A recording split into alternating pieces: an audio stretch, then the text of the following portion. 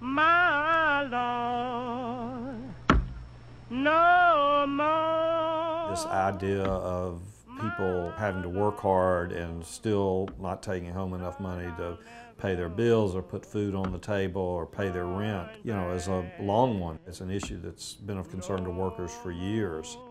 I do think it's one of the civil rights issues of the day, and in fact, if you look back at Dr. King in his last years, the relationship between civil rights and poverty and civil rights and labor was something that was foremost on his mind.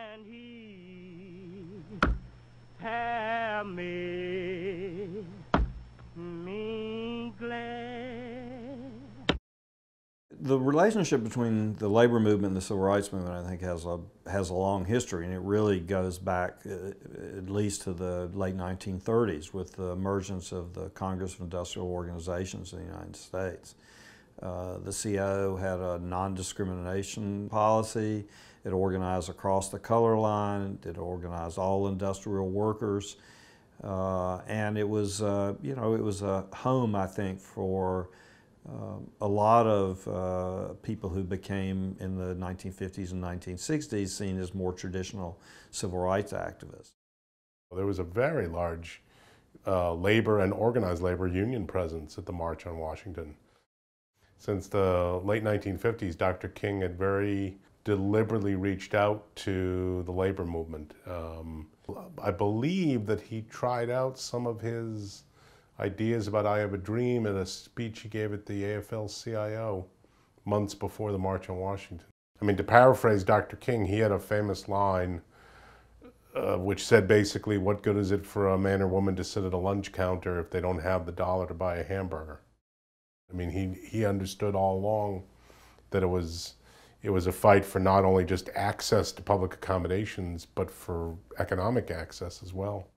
The issues and the strategies and the types of people who were involved in the 1940s.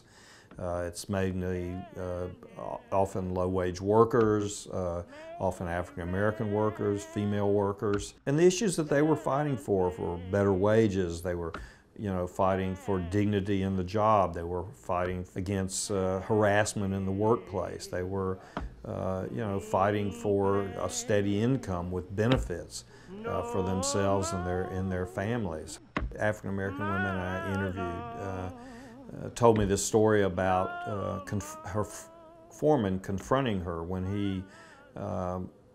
he found out that she was for the union and had signed a union card and she was going to be a shop steward. And he asked her, Ruby, her name was Ruby Jones, says, what do you people want? He says, you just want more money, you want, benefits and stuff. And she just looked back at him and said, no, we want respect. My goodness, those are exactly the same kinds of issues that are being struggled for today. Where he's gone, go down, among flower yard, and perhaps you may find him.